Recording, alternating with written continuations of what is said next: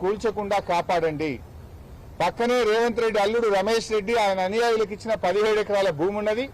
అక్కడ కావాలంటే Hyderabad metro water works వాళ్ళకి ఆ ల్యాండ్ ఇచ్చి అక్కడ మీరు ఎంతైనా నిర్మాణం చేయండి, దానికి అభ్యంతరం లేదు. స్థలం లేక కాదు, మీరేదో కక్షతో చేస్తున్నారు. కేసీఆర్ గారు ఈ మఠానికి ల్యాండ్ ఇచ్చారు, కేసీఆర్ గారి హయాంలో ఈ దేవాలయం నిర్మించబడ్డది, కేసీఆర్ గారి ఆనవాళ్లు లేకుండా చేస్తా అని చెప్పి మఠాన్ని దేవాలయాన్ని కూడా కూల్చేటువంటి కుట్రలకు పాల్పడతా ఉన్నావు. ఇలా కేసీఆర్ ఆనవాళ్ళైన రైతు బంధు బంద్ చేసినావు, కేసీఆర్ కిట్టు బంద్ చేసినావు, ఫీజు రియంబర్స్మెంట్ బంద్ చేసినావు, చివరికి ఆ గుడిని మఠాన్ని కూడా వదిలేవా నువ్వు? ఇదేమి సాంప్రదాయం అని అడుగుతా ఉన్నా. పొద్దున స్వామీజీ గారు చెప్తున్నారు, రోజు ఆలయంలో పూజలు జరుగుతుంటే మా బ్రాహ్మణులు వెళ్లి పూజకు వెళ్తుంటే పోలీసులు పూజ చేయొద్దని ఆపారట. ఈరోజు పూజను ఎట్లా ఆపుతారు? పూజ ఈరోజు జరుగుతుందా? సంవత్సరాల నుంచి ఆలయంలో పూజలు జరుగుతా ఉన్నాయి. ఈరోజు ఉదయం పోలీసులు అడ్డుకొని మీరు పూజ చేయడానికి వీల్లేదు, దేవాలయంలో పూజ చేయడానికి వీల్లేదని చెప్పే హక్కు నీకెవడిచ్చిండు రేవంత్ రెడ్డి? నువ్వెవడివి? దేవాలయంలో పూజలు ఆపేంత మూర్ఖుడి వారు రేవంత్ రెడ్డి. నువ్వు ఏ రకంగా నువ్వు పూజలు ఆపుతావు? ఈరోజు మళ్లీ పీఠాధిపతి గారు వచ్చి పోలీసులతో ఘర్షణకు దిగి పోలీసులతో వాగ్యుద్ధం జరిగిన తర్వాత అరగంట తర్వాత గాని పూజకు అలో చేయలేదు. పూజలు ఆపే సంస్కృతి ఎక్కడిది? దేవాలయంలో ఏదైనా పూజలు ఆపుతాడా? ఇది ఎక్కడి పద్ధతి అని నేను రేవంత్ రెడ్డిని అడుగుతా ఉన్నా. ఎందుకు వందలాది మంది పోలీసులను అర్ధరాత్రి పూట ఇక్కడ ఎందుకు పెడుతున్నావు? కనీస పద్ధతి లేదా? దానికో విధానం లేదా? ఇదేం సంస్కృతి అని చెప్పి కూడా ఈరోజు నేను అడుగుతా ఉన్నా. రాత్రి 12:30కు లోపలికి ఎట్లా వస్తారు? రాత్రి 12:30కు నిన్న పోలీసులు లోపలికి వచ్చి ఏ రకంగా ప్రశ్నిస్తారు? ఏసీపీ గారు వచ్చి ఏ రకంగా భయభ్రాంతులకు గురి చేస్తాడు? దానికో పద్ధతి ఉండదా? భూమి తీసుకుంటే నోటీసు ఉండదా? మాట్లాడే దానికి సంస్కారం ఉండదా? అయినా మీరు కేబినెట్ లో నిర్ణయం తీసుకే ముందు ఒక పీఠాధిపతిని మాట్లాడి గౌరవంగా అది మాట్లాడేటువంటి సంస్కృతి సాంప్రదాయం లేదా మీకు? ఏవి మాట్లాడకుండానే నీ ఇష్టం వచ్చినట్టుగా కేబినెట్ లో నిర్ణయం తీసుకుంటావు. పీఠాన్ని కూలుస్తా, దేవాలయాన్ని కూలుస్తా, అన్నదాన సత్రాన్ని కూల్చేస్తా, వేరే పాఠశాలను కూల్చేస్తా అంటే మేము చూస్తూ ఊరుకోవడానికి సిద్ధంగా లేం. ఎంత దూరమైన పోరాటం తప్పకుండా ఈ దేవాలయ పరిరక్షణకు బీఆర్ఎస్ పార్టీ నిలబెట్టదు. బీఆర్ఎస్ ప్రభుత్వం ఈ భూమినిచ్చింది, బీఆర్ఎస్ ప్రభుత్వం ఈ మఠాన్ని నిర్మాణానికి ఆ రోజు సహకరించింది. దీనిని కాపాడుకునే బాధ్యత కూడా మాది. ఇలా హైదరాబాద్ లో ఈ మఠం కింద 16 దేవాలయాలు, లక్షలాది మంది భక్తులు, ఎంతో మంది కూడా ఈ మఠం కింద ఈ పూజలు చేస్తూ ఉంటారు. ఎంతో మంది భక్తులు ఉన్నారు. అయినా ఇదంతా నిర్మాణం జరిగిందంటే ఎంతో మంది భక్తులు 100 రూపాయలు, 1000 రూపాయలు ఎంతో మంది ఇస్తే ఈ దేవాలయము, ఈ మఠం నిర్మాణమైంది. ఇది వాళ్ళందరి యొక్క మనోభావాలు దెబ్బతింటాయి కదా. భక్తుల మనోభావాలను దెబ్బతీయడమే కదా దేవాలయం కూల్చడం అంటే. మఠాన్ని కూల్చడం అంటే భక్తుల మనోభావాల్ని కూల్చడమే కదా.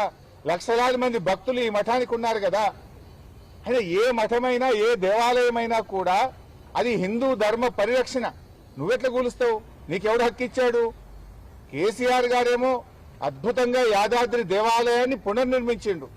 ఎన్నో దేవాలయాలు కేసీఆర్ గారు కట్టిండు. చివరికి రేవంత్ రెడ్డి గారు దేవాలయాల్ని కూల్స్తా ఉన్నాడు. ఇండ్లు కూల్చడం అయిపోయింది, ఇక గుళ్ళు కూల్చడానికి బయలుదేరిండు.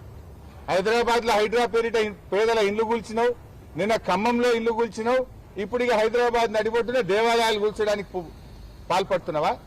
ఇక ఇండ్లు అయిపోయినాయి, దేవాలయాల వంత వచ్చినాయి నీ పాలనలో. ఇదేనా నువ్వు చేసేది? ఈ దేవాలయ శంకుస్థాపనలో న్యాయమూర్తులు, హైకోర్టు ఉన్నత న్యాయస్థాన న్యాయమూర్తులు కూడా ఈ దేవాలయ ప్రారంభోత్సవంలో పాల్గొన్నారు. మరి ఆ న్యాయమూర్తులే సాక్ష్యం దీనికి. ఇక్కడ నువ్వు గుడి లేదనో ఇంకేదో చేయడం కాదు. అన్ని పత్రికల్లో, టీవీల్లో వార్తలు వచ్చినాయి, పత్రికల్లో వార్తలు ప్రచురించబడ్డాయి. న్యాయమూర్తుల సమక్షంలో పీఠాధిపతి గారి చేతుల మీదుగా ఇక్కడ ప్రతిష్టా కార్యక్రమం జరిగింది. నిత్య పూజా కార్యక్రమాలు జరుగుతూ ఉన్నాయి. ఇంత దుర్మార్గమైనటువంటి విధానాన్ని మానుకోవాలని, నిజంగా వాటర్ వర్క్స్ కు ఆ ల్యాండ్ అవసరం ఉంటే పక్కన నీ అల్లుడి భూమి, నీవు అల్లుడికి అక్రమంగా కట్టబెట్టిన 17 ఎకరాల భూమి ఉంది, అక్కడ హెచ్ఎండబ్ల్యూఎస్ వాటర్ వర్క్స్ కట్టు. ఎందుకంటే ఇది 2019వ సంవత్సరంలో కేసీఆర్ గారు శారదా పీఠానికి 2 ఎకరాలు ఇచ్చారు. ఈ భూమి ఇచ్చి దాదాపు 7 సంవత్సరాలు దాటింది. ఈ 7 సంవత్సరాల్లో 1,05,00,000 పెట్టి రిజిస్ట్రేషన్, గవర్నమెంట్ కట్టి రిజిస్ట్రేషన్ చేసుకున్నారు. హెచ్ఎండిఏకి 23 లక్షల రూపాయలు కట్టి అనుమతులు తెచ్చుకున్నారు. విద్యుత్ కనెక్షన్ తీసుకున్నారు. నిర్మాణాలన్నీ పూర్తయిపోయినాయి. ఇన్ని జరిగిన తర్వాత నువ్వు ఈ మఠాన్ని కూలుస్తామంటే ఇది చూడండి, నువ్వు ఈ మఠాన్ని కూలుస్తామంటే ఎంతవరకు సబబు, ఏ రకంగా సబబు అవుతుందని నేను అడుగుతా ఉన్నా. ఇంత మంచిగా అమ్మవారికి రోజు పూజా కార్యక్రమాలు జరుగుతున్నాయి, నిర్మాణం జరిగిపోయింది, నువ్వు ఏది జరగనట్టుగా నువ్వు చిత్రీకరించి రాత్రికి రాత్రి కూల్చేసే ప్రయత్నం చేస్తే ఎవరు కూడా ఊరుకోవడానికి సిద్ధంగా లేరు. ఇది ఆ దేవాలయ ప్రతిష్టా కార్యక్రమం పెద్ద స్వామీజీ గారు చేశారు. న్యాయమూర్తులు కూడా అందరు ఇక్కడ మనం కనబడతా ఉన్నారు. ఇక్కడ వారందరి సమక్షంలో ఈ కార్యక్రమం జరిగింది. ఇంకోటి ల్యాండ్ లేక కాదు కదా, భూమి లేక కాదు కదా, ఎందుకు పగబడుతున్నావు? దేవాలయం ఎందుకు పగబడుతున్నావు? కూల్చుడు నీకు రోజు ఒకటి కూలిస్తే తప్ప నిద్ర పట్టదు అయింది, తిన్నది అరగదు అయింది రేవంత్ రెడ్డి నీకు. ఇల్లు కూలిస్తే పేదలు రోడ్డు మీద పడితే నీకు కంటి మీద నిద్ర పడుతుందా? నిన్న ఖమ్మంలో కూలిస్తే ఈ బతుకులు 800 మంది జీవితాలు రోడ్డు మీద తెచ్చిన ఇవాళ మళ్ళీ గూడెం పడబడ్డావు. పొద్దుగా లేస్తే కూలగొట్టుడేనా? ఇది ఇన్ఫర్మేషన్ యాక్ట్ లో నేను అడిగింది, ఇగో నీ అల్లునికి కట్టబెట్టిన కాగితం ఇది. ఇదే సర్వే నంబర్ 2019 239 సర్వే నంబర్ లో పక్కనే భాగ్యలక్ష్మి మినరల్స్ పేరు మీద నీ అల్లునికి అక్రమంగా కట్టుబెట్టిన కాగితం ఇది. ఇది నేను నోటి మాట చెప్తలేను, ఆధారాలతో సహా చెప్తున్నా. పక్కన 17 ఎకరాల భూమి, రోడ్ అవుతా 17 ఎకరాలు ఉంటది, నువ్వు రోడ్డు అవతలకి 2 ఎకరాలు ఎందుకు ఉంచుకుంటున్నావే? ఎందుకు ఈ శారదాపీఠం మీద పగబట్టినావు? ఎందుకు దేవాలయాల మీద పగబట్టినావు?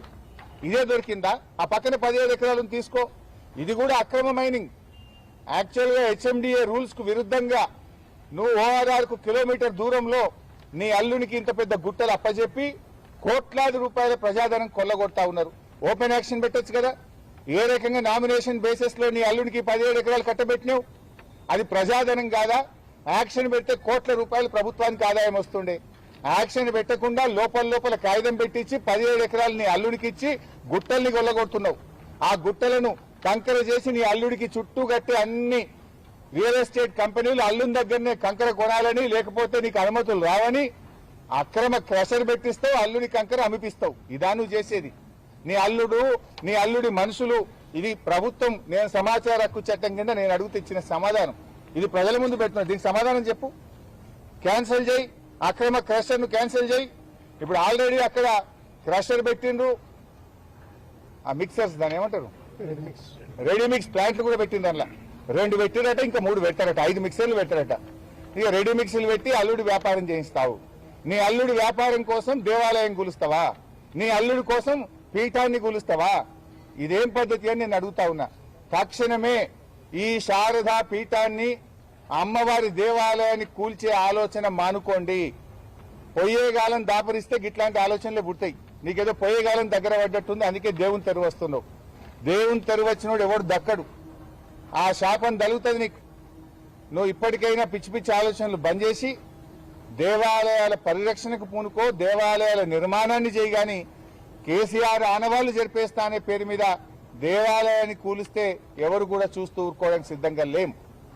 నీకు అంతా వాటర్ వర్క్స్ నిర్మాణమే చేయాలనుకుంటే పక్కన అల్లుడి భూమి ఉన్న తీసుకో, నీ అల్లునికి అక్రమంగా కట్టబెట్టిన భూమి తీసుకో, ఆడ హెచ్ఎండబ్ల్యూఎస్ వాటర్ వర్క్స్ నిర్మాణం చేయాలని చెప్పి కోరుతూ ఈ ఆలోచన విరమించుకోవాలని, మరి శ్రీధర్ బాబు గారు చొరవ చూపాలని నేను ఆయన ప్రత్యేకంగా డిమాండ్ చేస్తా ఉన్నా. లేదంటే పెద్ద ఎత్తున భక్తులందరం కలిసి మరి ఈ ప్రభుత్వానికి వ్యతిరేకంగా మరి కార్యక్రమాలు చేపట్టవలసి వస్తుంది. అంత దూరం పోకుండా ఈ పిచ్చి ఆలోచనలు, దేవాలయాలు కూల్చాలనే ఆలోచనను తక్షణమే విరమించుకోవాలని చెప్పి డిమాండ్ చేస్తుంది.